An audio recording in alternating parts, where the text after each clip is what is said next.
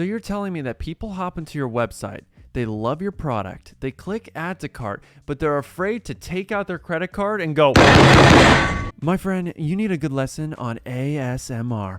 My mistake, CRO. Now hold on, cowboy. Before you make any changes to your website, you need to understand what are your goals. Now, with conversion rate, typically on Shopify, the average store converts at 1.33%. But nobody got rich being average. So what I typically aim for on my stores when I see a winning product is a 5% add to cart ratio. So that's usually a good sign. There's some good interest in my product. But if my conversion rate is lower than 1.5%, I know there's some tweaking that needs to be done. However, the baseline, again, is 5% for add to cart, 3% for checkout, 1.5% for purchase. So if you're noticing that you're getting above 3% checkout, but your conversion rate is 1% or less, that means you have a problem with your checkout page. Now, if you're not even at a 5% add to cart ratio, that typically means you're targeting the wrong people, that your offer isn't enticing, or maybe your product is just not something that people want. Now, the final thing to keep in mind is that the price of your product will affect your conversion rate. If you're selling something for thousands of dollars, your conversion rate might be a 0.5 or 0.2%, but you're still insanely profitable because of your margin.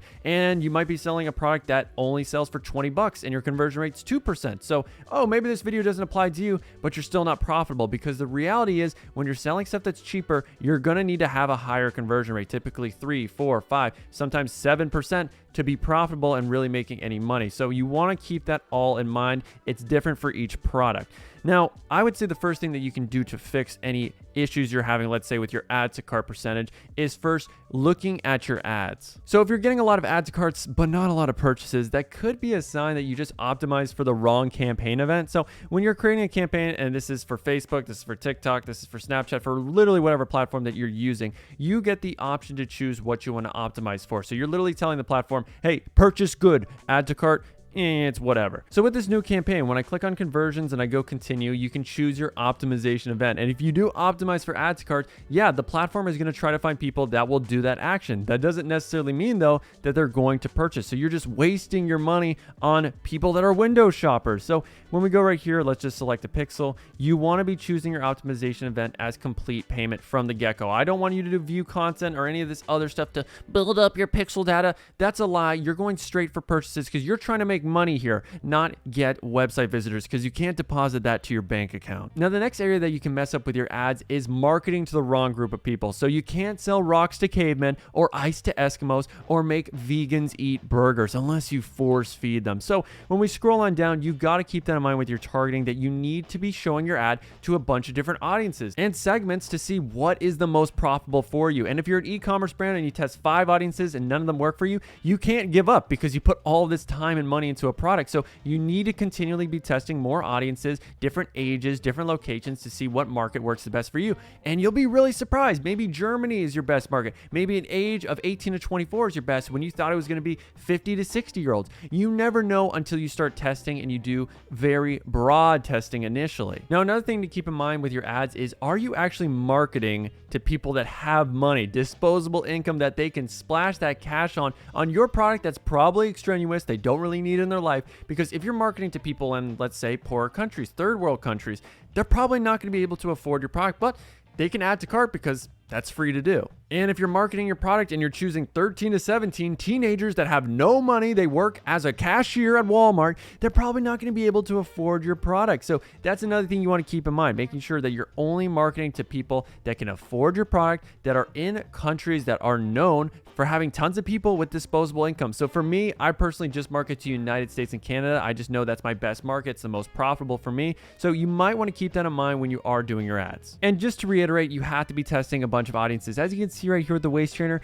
I had a lot of audiences that were break even, that were barely profitable. And I might just say, oh, that's the product. It's not me. It's just that these audiences don't want to buy. But if you keep testing new audiences, you're going to find, those 3 ROAS audiences, those 2.4 ones that you can really scale into. So again, a lot of it is just doing split testing, trying out different audiences, trying out different locations. And again, finding those pockets where you're getting the most return and you can really scale into, because one profitable audience can easily be scaled and turn your business into a 6-figure business if scaled properly. Now on my Instagram, I posted a poll that I'm going to be doing doing this video, and a few of my followers sent me websites to review. Now, if you're not following me on Instagram, what the hell do you think you're doing? So make sure to drop your boy a follow. But this website actually is a great segue to one of my points here, which is a lot of people think that having all these apps and all these plugins and all these pop-ups is great. The more the merrier. That's going to be an increased conversion rate because I'm trying a bunch of things out, when in reality, the clean, simple, and sometimes even ugly website tends to convert better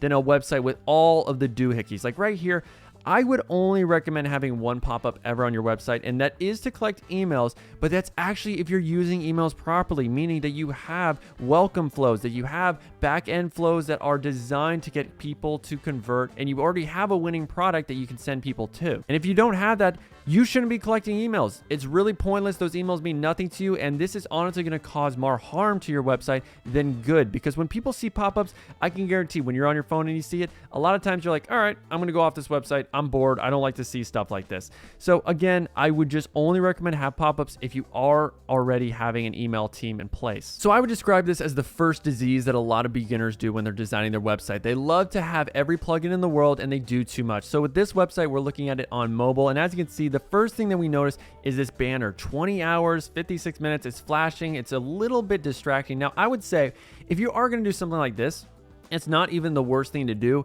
However, most people are going to be on your website for a minute at max. So when they see, oh, your sale ends in 20 hours, that's really not the greatest urgency. I would probably lower that to maybe 5 minutes or 10 minutes or 15 minutes or something that actually will make them make a decision a little bit faster. Now, when we scroll on down, buy two, get 10% off. So there's already a lot of deals going on here. There's save 80%, buy one, get 3% off. There's just way too many offers being presented to me. And then we also have this 78 visitors are browsing our store, and a lot of cheesy websites have this plugin. I don't really think it's believable for a lot of consumers nowadays because this has been way too overused. So I would just get rid of that. Then we have rewards on the right. I'm sorry, if you're a new brand, people do not care about your reward or loyalty program, so I would just get rid of that. Again, it's just extraneous. Now, when it comes to variants, I only recommend having 5 variants at max because anything more than that is typically going to lead to option fatigue for a lot of people.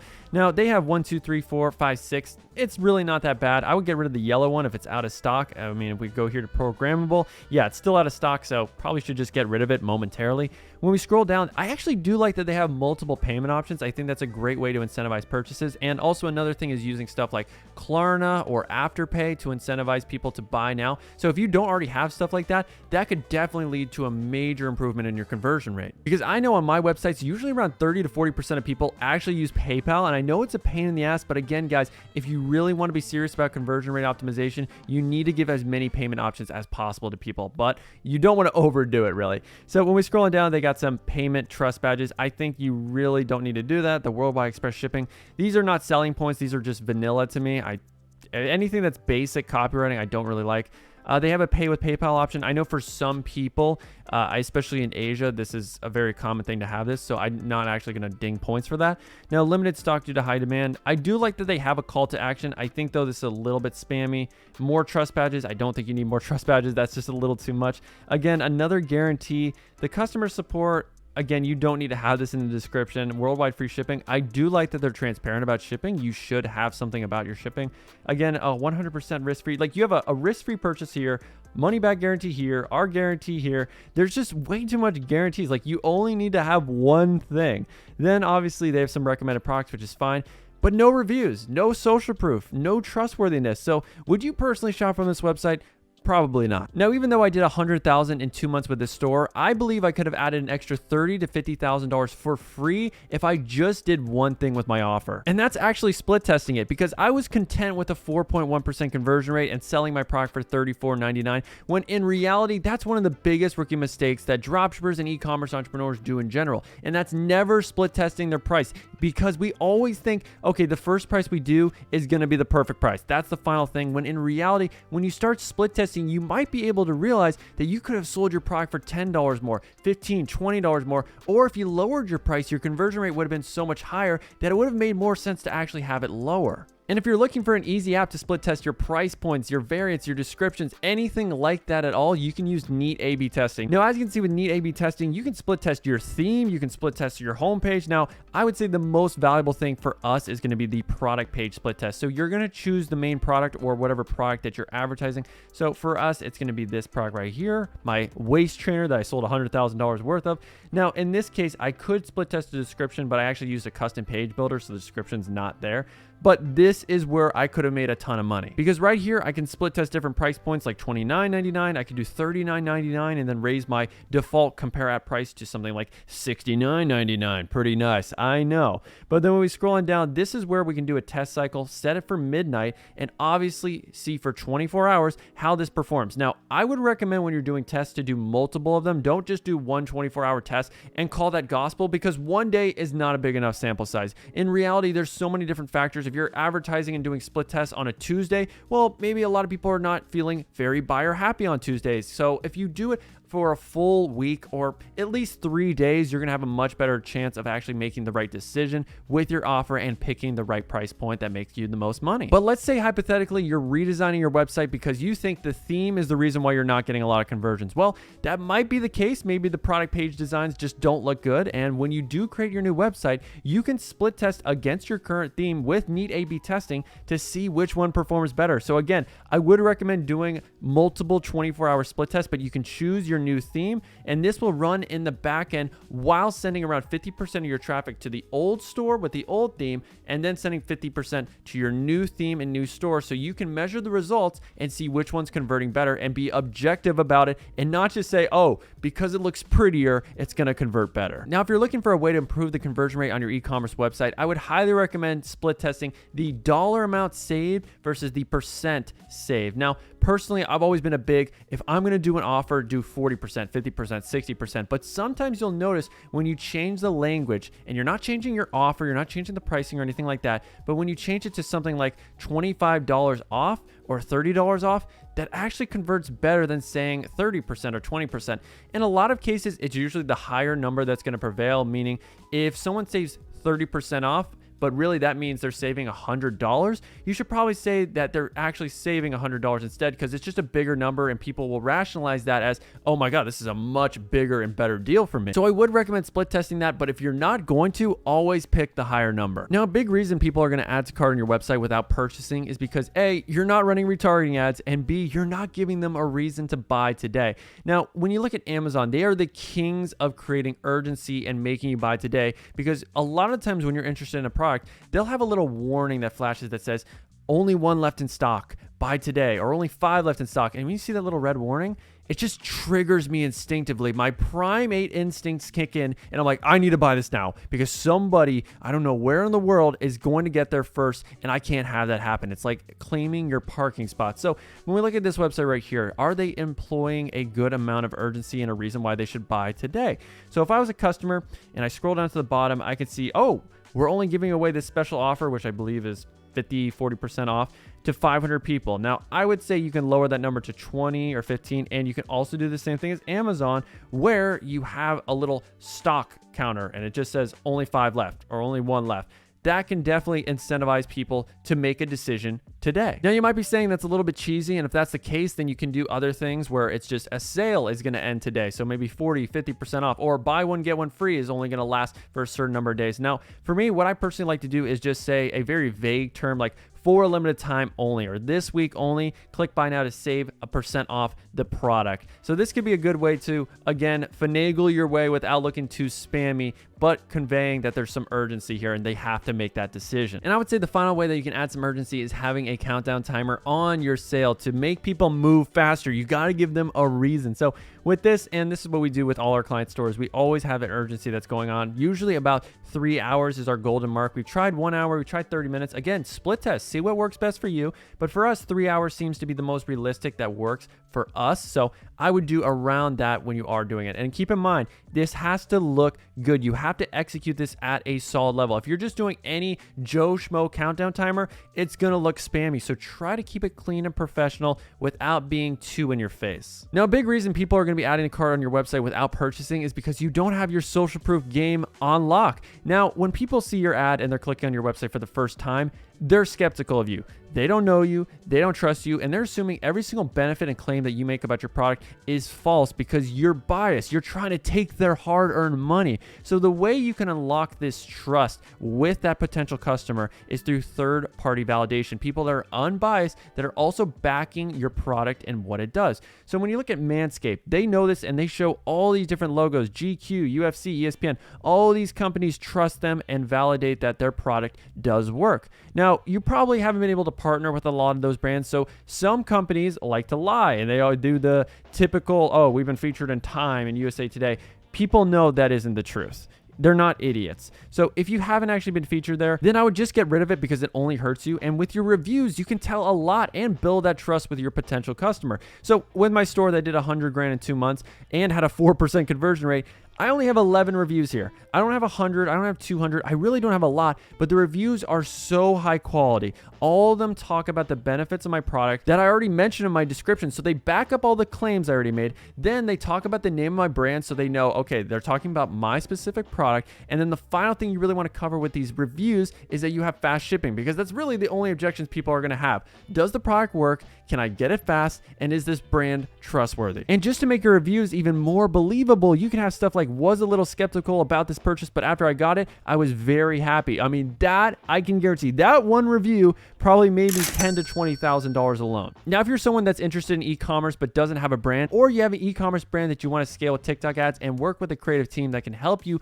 navigate that land space and scale to $1 grand a day or more, I would highly recommend booking a call down below and talking to my agency, where we've done this plenty of times. In fact, in the last 30 days alone, we've scaled 6 of our clients past $1,000 a day or more with our done-for-you automation service, and e-commerce brands like coffee brands like Just Grind, and helping them scale as well. So if you're interested, book a call down below, and we'd love to see your situation and how we can help you out. Now, another way to improve the trust and conversion rate on your website is to have a section of your product page that shows how many customers have already tried and loved your product, like this right here with one of our clients. So we did join 3,000 plus happy customers, and this is just using the classic bandwagon effect. No one wants to be the first guinea pig to try out a product. We want to try out products that other people are using, because if they tried it and they like it, then we're probably going to like it as well. That just decreases the odds of us trying something without liking it. Now, another way you can do this is by taking reviews from Facebook or Twitter of your product that people have left on maybe your ads or your social media pages, taking a screenshot of them and pasting them in your description. A lot of big brands like Try Snow right here, they have actual pictures of their customers leaving reviews, and some people will even take a review from their customer, take just the text of it and put that at the top of their product description. And taking this to level 9,000, if you can get a celebrity or influencer that has used your product, take a screenshot of that and post it in your description, that will definitely improve your conversion rate. Now, a couple little things that you can add to your product page to improve conversion rate is, first off, be transparent about your shipping times. If you're drop shipping and it takes 2, 3, 4 weeks, you need to tell your customers that. If you're just going to intentionally mislead them or try to put the wool over their eyes and just expect them to purchase without knowing that information, that's going to lower your conversion rate. So just be honest. Now, with shipping times for me, when I do drop shipping, I usually am just going to stay this line right here: standard international shipping, 8 to 20 business days. And if obviously you have an e-commerce brand and you have faster shipping, definitely list it out here. And another way you can improve is having your better than risk-free guarantee. This wording has always worked the best for me. So I always say, if at any time within 30, 60, 90 days, you try our product and you're not completely satisfied, you can get a full refund or replacement. This has always worked the best. And in a lot of cases, people will not actually use it, but they'll buy because of this guarantee. Now, I also like adding trust badges to your website, but don't do the spammy generic Google image ones that everyone uses. They just look so bad. And especially in some cases, I noticed that they'll have a white background on their trust badges, but the background of their website is a gray or a pink, and these just look so out of place. So with this right here, I tried to model Pura Vida, I believe, that make bracelets. So they had a section that had their trust badges like this, and I really enjoyed it. So I tried to model it as well as I could with free worldwide shipping, free returns, 30-day money-back guarantee. So trust badges I do enjoy if you can't execute them at the right level. And then the final thing that you need to have is a sticky add to cart, because you want to limit the amount of friction and time and effort it takes to go to the next step of your funnel. So when you have a sticky add to cart, people might be scrolling down and they're reading reviews and like, all right, I'm ready to buy now. And then boom, you instantly have the option for them to go to that next step of their funnel, compared to without this sticky add to cart. And let's say you don't have multiple buy now buttons, they might have to scroll all the way back up. And again, it might not seem like a lot, but that will make a difference in your conversion rate by having multiple call to action buttons that they can press, and also a sticky add to cart. And the final little thing that you can do to improve your conversion rate on your product page specifically is making sure you tell people what to do next. A lot of people will click the ad, they'll go into your website, and they don't even remember how they got there. That's how ADD we all are. We're like goldfish. Honestly, I'm jealous and envious of goldfish and their attention span. My attention span is maybe a couple seconds. So you need to tell people why they're on this page and what to do next. So for me, I always do for limited time only. Click buy now. Take the next step to save this percentage off the product that you're already interested in. So with a lot of people, they don't have a call to action. They're not telling people and directing them onto that next step, and that's impacting your conversion rate dramatically. Now, the next thing you can do to improve your conversion rate is obviously making your website mobile optimized. 95% of your traffic is going to come from here. So now when you're optimizing your e-commerce website for mobile, the first thing you need to think about is, what do people see above the fold? Now, typically, I like to do a discount code followed by a few of the pictures of the product. So as you can see right here, this is how my website looked. That is a 6-figure brand. So we got our product pictures. We got a code that they can use to move on to the next step. I love giving codes. That seems to work the best for me to get people to go to the next step and buy today. And then when we scroll on down, obviously we got a branded product name. A lot of people, they just think they can get away with doing the generic product title, and that just doesn't work, because if you do that, people are just going to look up the name of your product and then buy it on Amazon. However, when you have a branded feel to your product, if you're drop shipping, even if you have your own e-commerce brand, that can dramatically improve your conversion rate. So if you suck at coming up with product names, just go to something like businessgenerator.com or namelix.com,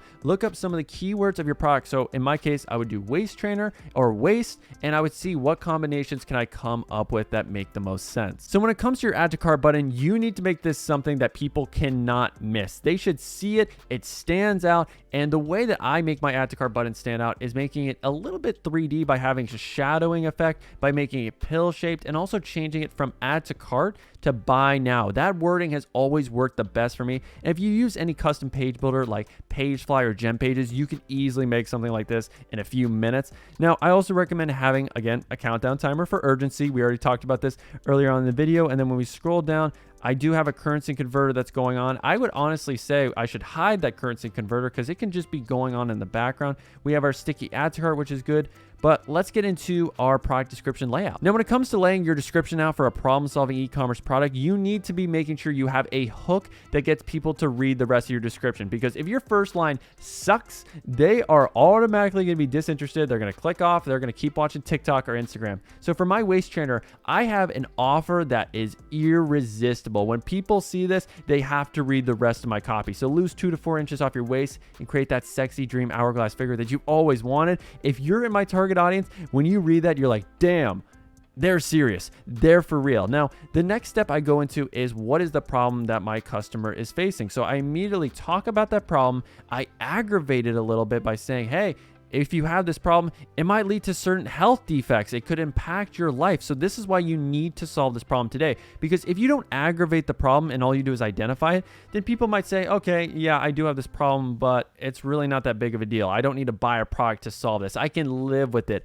But if you convince them that the problem is so big that this product can solve it and it's really a great value exchange, then they're obviously going to buy your product. So when we scroll on down, after we identify problem and aggravate it, then I transition into how my product solves that problem. So with my product, this one size fits all waist trainer is seamless. It does all these different things, and it's a perfect waist trainer for beginners. So I'm appealing to a certain part of my demographic, which is great. And then we got more headlines: develop an hourglass figure. We got other things: the perfect trainer for all women and postpartum. Now, after I've identified the problem, I'm just listing off benefit after benefit. And the way I'm coming up with these benefits is doing customer research. I'm looking at what my competitors are saying, and I'm reading customer reviews of 5-star reviews that are left on my similar competitors. And I'm also reading 1-star, because you can gain a lot of knowledge from reading why people were not satisfied with a certain product that they bought. Now, if you're writing your first product description, or you just don't know where to start when it comes to writing descriptions, I highly recommend reading the reviews of competitors' products. So right here, if I'm selling a waist trainer and this has 86,000 reviews, reviews. I mean, where do I even start? Personally, for me, I always will create a new Word document and I am copying over reviews from 4-star, 5-star, 1-star reviews so I can gather what benefits, what were the reasons why people bought this competitor's product? What were they looking for in this product? So for this person, they were saying, hey, I'm 6 months postpartum. Okay. Then in my review or in my description, I should be making sure I'm mentioning that my waist trainer is perfect for people that are postpartum. And in this review, they said the waist trainer felt very snug. So that seems to be a benefit that these people care about. I don't know anything about waist trainers. I never bought one, but if I'm seeing over and over and over again, people talking about the same benefits, then that should be something you incorporate in your description. So all you really need to do is read reviews, copy them over, and take the best lines and put that in your description. You don't need to be coming up with anything on your own, but you should also be reading the 1-star reviews too, so that you know to handle these objections in your description. Because if you can handle objections before people even think of them, you're going to get them closer to making that purchase decision. So right here, this person says when they bought this waist trainer, it was uncomfortable for them. It left them with burns. So in my description, I should be saying that this is a very comfortable product and it's not going to irritate your skin. So if I say that, then people are going to automatically say, okay, damn, it handles that objection for me. So what's the next thing? Well, right here, I see one of the objections this person has is that the sizing chart is not accurate. It didn't fit them and they didn't get any results. So with my waist trainer, the actual great part about it is that it was one size fits all. It's adjustable. So it doesn't matter what you order, even if you have a waist size of 34 or a waist size 12, this can work for you. You just have to simply adjust it. So again, if you can handle the objections by reading 1-star reviews, that's going to dramatically improve your conversion rate. And when you read the 4-star reviews, you'll know what benefits to use in your ads and for your headlines and hooks. So you got to keep in mind with your e-commerce business, it's a funnel. There's your ad, your website, and then your post-purchase funnels when it comes to upselling. So in your ad, let's say we're selling this snoring device that helps you not snore anymore. And in your ad, that's your main hook. Don't snore anymore. But in your website, you're talking about how this is actually a product for your nose and clearing your nose, and it's supposed to be super healthy for that. That's completely different messaging, and those are completely different benefits. So a lot of people will get confused by that. Now, I'm not saying that you can't also mention in your description somewhere that it does help with your nose health, but if your main idea in your ad was that, okay, it helps you stop snoring, that should be the hook. That should be the headline, the first thing people see when they are reading your description. Now, the next thing again that you can mess up is, if you say in your ad something's 50% off and on your website 60% off, that's just not congruent. It doesn't make a lot of sense. Now, there's other things like color scheme. If in your ad, the majority of the ad was black and white, and then when they go to your website, it's just super colorful, that's not congruent either. And then the final thing is just benefits. If in your ad, you're talking about a certain amount of benefits, and then in your description, you're talking about all kinds of different benefits, it just doesn't make a lot of sense. So a lot of times when I'm crafting my ads, I'm just gonna use the benefits I already wrote in my description, transfer that to my ad so that it's 100% congruent. People are seeing the same thing and it's just getting beaten into them why they should buy my product. I shouldn't be coming up with completely different messaging and different stories because it just confuses people. And when people are confused, they don't buy. Now, another thing you have to keep in mind is that you're advertising to a cold audience whenever you're testing a product initially for your e-commerce brand or dropshipping brand. So these are people that have never seen your brand, never seen your product, don't know what problem it solves. So sometimes you have to show multiple ads to them. So retargeting when they are warmer. So after someone has seen your ad and they visit your website, you should be retargeting, and that's through emails, that's through SMS, and that's through ads. So getting them back onto the website and incentivizing them to purchase. So with my retargeting ads, when I am reaching out to a warmer audience that's more familiar, I'm usually doing a discount code or a different video or different messaging to get them to understand why they need to buy my product. But you might not want to be so hard on yourself when you're initially testing a product and you have a low conversion rate, because again, this is a cold audience. These are the people that are going to be the least likely to buy. So that could also be a reason why your conversion rate is so low. So it might not even be the offer of the product. It's just you need to start doing more retargeting. And just to show you how valuable SMS and email marketing is, and just following up with people that are already adding to cart,